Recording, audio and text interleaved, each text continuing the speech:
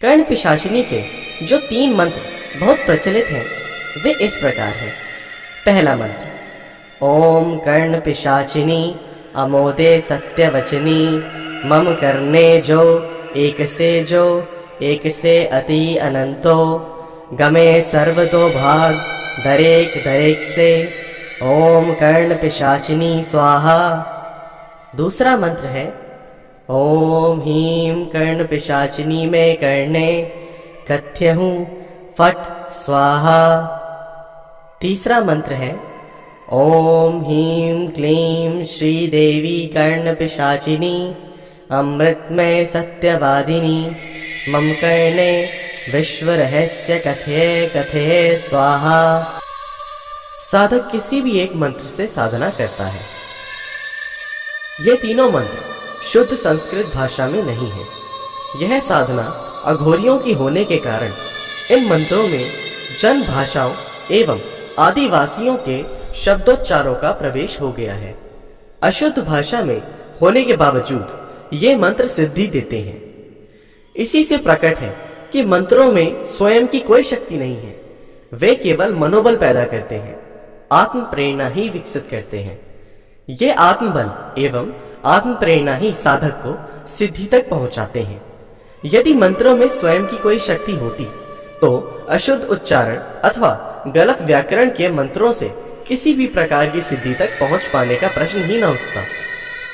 चैतन्यानंद जी ने मुझे अस्तित्व के रहस्य तक पहुंचने के लिए इस साधना का उपयोग करने को कहा था।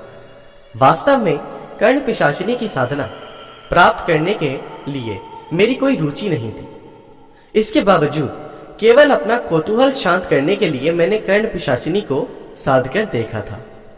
कर्ण पिशाचिनी की मंत्र साधना इतनी सहजता और सरलता से हो जाती है कि आज उसका बड़े पैमाने पर दुरुपयोग हो रहा है। वास्तविकता यह है कि किसी भी मंत्र का दुरुपयोग करने वाला अंत में अपने जीवन को नर्क जैसा बना डालता है। मंत्र का दुरुपयोग होते ही साधक का अवचेतन मन उसकी भर्त्सना करता है। अवचेतन मन की शक्ति तो चेतन मन से भी अधिक है। अवचेतन की भर्त्सना से साधक का विवेक समाप्त होने लगता है, आत्मबल में घुन जाने लगता है और वह मृत्यु के आलिंगन से पहले बुरी तरह तड़पता है। उसकी यातना ऐसी होती है कि देखी न जाए। प्रारंभ में मेरी इच्छा नहीं थी कि कर्ण पिशाचिनी की साधना की पद्धति या सरेआम प्रकट कर दूं, किंतु मैंने देखा कि लोग किसी न किसी उपाय से कर्ण पिशाचिनी के मंत्र हथिया लेते हैं और उनकी मन चाहे ढंग से साधना करके दुष्परिणाम भुगतते हैं। ऐसे लोगों को दुर्भाग्य के शिकंजे से बचाने के लिए ही मैंने कर्ण पिशाचिनी की पद्धति प्रकट कर देना अनुचित नहीं समझा। जो पद्धति मुझे ज्ञात है उसे मैंने प्रकट तो कर दिया है, किंतु चेतावनी देना चाहूंगा कि केवल पढ़कर ही कोई व्यक्ति इस मंत्र साधना के फेर में न पड़े। योग्य गुरु के मार्गदर्शन के बिना इस साधना को करना अंत में घोर दुष्परिणाम को ही आमंत्रित करेगा। इसके अलावा कर्ण पिशाचिनी अथवा किसी भी अन्य मंत्र को साधने से पहले व्यक्ति को यह निश्चित कर लेना चाहिए कि वह किसी सिद्धि तक पहुंचना चाहता है। उस सिद्धि तक पहुंचने के बाद भी आगे बढ़ना प्राय अनुचित ही होता है। साधक को अक्सर अपनी सिद्धि से संतोष नहीं मिलता। वह आगे से और आगे बढ़ना चाहता है और पछताता है। यदि साधक केवल इतना चाहता है कि दूसरों के मन की बातें जान लिया करे, तो सबसे पहले उसे यह प्रतिज्ञा करनी होगी कि अपनी जानकारी का दुरुपयोग वह किसी प्रकार से नहीं करेगा।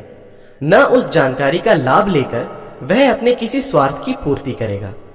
आत्मबल को आधार देने के लिए किसी अति प्रिय वस्तु का त्याग करना आवश्यक है। मसलन भोजन में कोई खास वस्तु आपको अत्यधिक प्रिय है, उसका त्याग कर दें। व्यसनी व्यक्तियों को यह साधना सिद्ध नहीं होती। सिगरेट, शराब, तंबाकू, पान और सुपारी जैसे व्यसन यदि हैं, तो उनके पूर्ण त्याग के बिना आगे बढ़ना न तो उचित है और न संभव।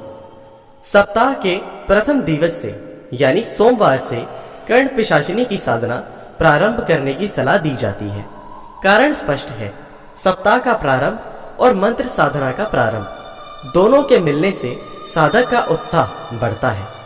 जिस प्रकार सुबह के समय यानी दिन के प्रारंभ के समय किसी भी व्यक्ति में अधिक उत्साह होता है, उसी प्रकार सप्ताह के प्रारंभ, मास अथवा वर्ष के प्रारंभ आदि का भी संबंध व्यक्ति के उत्साह एवं आत्मबल के साथ सीधा सीधा जुड़ता है। नहा धोकर पवित्र हो जाए। प्रथम दिन उपवास करें। उपवास शरीर की आंतरिक एवं बाह्य पवित्रता की ही पद्धति है, जो मन की पवित्रता को तुरंत प्रभावित करती है। न्यूनतम 1.25 लाख मंत्रों का जाप अनिवार्य है। यदि आप यह साधना 40 दिनों में करना चाहते हैं तो 1.25 लाख की संख्या को 40 से विभाजित करके प्रतिदिन एक जैसी संख्या में मंत्रों का जाप करें। जाप करते समय पूर्ण ध्यान केवल मंत्र पर केंद्रित होना अनिवार्य है। इस कारण यह जाप किसी शांत एकांत स्थली में ही करना चाहिए। दिए की लौ को एकाग्रता से देखते हुए जाप करने से ध्यान केंद्रित करने में आसानी रहती है। यदि ध्यान केंद्रित करने में दिक्कत हो तो सबसे पहले ऐसी एकाग्रता का अभ्यास बारंबार करने के बाद ही मंत्रों के जाप पर आना चाहिए। मात्र एकाग्रता एवं चित्त की शांति के लिए यह प्रयोग कई दिनों तक भी करते रहना पड़ सकता है। प्रथम दिन के उपवास के बाद शेष अवधि में केवल सफेद रंग की वस्तुएं खाएं या पिएं। वह भी दिन में केवल एक बार दूध, दही, चावल लिए जा सकते हैं। आराधना के समय वस्त्र भी सफेद और ढीले पहने। 40 दिनों में 1.25 लाख मंत्रों को पूरा करने के लिए रोज 3125 मंत्र जाप करने का हिसाब बनता है। इतने मंत्र जाप के लिए रोज 12 से 14 घंटे में बैठना होगा। यदि यह साधना 40 के बजाय 80 या 100 दिनों में की जाए तो बेहतर रहेगा, क्योंकि प्रतिदिन साधना के घंटे बढ़ाकर दिनों की संख्या घटाने से अंतिम दौर में बहुत त्रास अनुभव होता है। साधना के दौरान ब्रह्मचर्य का पालन करने से बढ़े हुए आत्मबल के कारण सिद्धि में स्थायित्व आ जाता है। स्त्रियों को मासिक धर्म के दिनों में एकाग्रता संबंधी अड़चनों के कारण साधना रोक लेनी चाहिए। कर्ण पिशाचिनी देवी की आकृति की कल्पना अपनी रुचि एवं आवश्यकता अनुसार की जा सकती है। हमेशा सौम्य आकृति ही कल्पना में रखनी चाहिए। यदि किसी कारणवश शुरू की हुई साधना अधूरी छूट जाने लगे तो घबराने की बिल्कुल जरूरत नहीं है। अधूरी साधना से कोई हानि नहीं होती, सिवाय इसके कि मन ही गहरी हार और गलानी अनुभव करता है। यह अनुभव भी प्राय शांत हो जाता है। कुछ गुरु साधना अधूरी छूट जाने के दुष्परिणाम बयान कर अपने शिष्य को बहुत डरा देते हैं। इस डर के ही कारण शिष्य को दुष्परिणाम भुगतना पड़ सकता है। न डरने पर कुछ नहीं होता।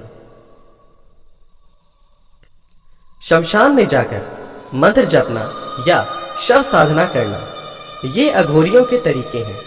निस्संदेह इनसे तुरंत सिद्धि मिलती है, किंतु मैं किसी भी पाठक को ऐसा करने की सलाह नहीं देता। अघोर साधना के लिए दक्ष गुरु के निर्देशन को परम आवश्यक समझना चाहिए। यथासंभव पद्मासन लगाकर साधना करनी चाहिए। पद्मासन यदि संभव न हो तो सीधे तन कर तो अवश्य ही बैठना चाहिए। लगातार बैठे रहने की आवश्यकता के कारण पलांट लगाकर या कुर्सी पर भी बैठा जा सकता है। बाहर से न कोई प्रकाश आए न स्वर। दिया और अगरबत्ती इस प्रकार जलाएं कि वे लंबे समय तक जलते ही रहें। दिया नजर के बिल्कुल सामने रखें। अन्य किसी सामग्री की आवश्यकता नहीं है। साधना करते समय मंत्र पर अश्रद्धा कदापि न रखें। यह निर्देश अत्यंत महत्वपूर्ण है। श्रद्धा के बिना मंत्र जाप पूरा होने के बावजूद कोई सिद्धि नहीं मिलती। सिद्धि का अर्थ चमत्कार न लगाएं। इस साधना से साधक का मन सबल होता है। सबल मन के ही कारण वह दूसरों के मन पर काबू पा लेता है। बस साधक यदि दूसरों के मन पर काबू पाने का इच्छुक न हो तो वह स्वयं अपने मन की सबलता का विकास कर सकता है। इससे अन्य अनेक सिद्धियां मिल जाती हैं। मैं आशा करता हूं आपको यह वीडियो पसंद आई होगी। कृपया हमारे चैनल को सब्सक्राइब करें।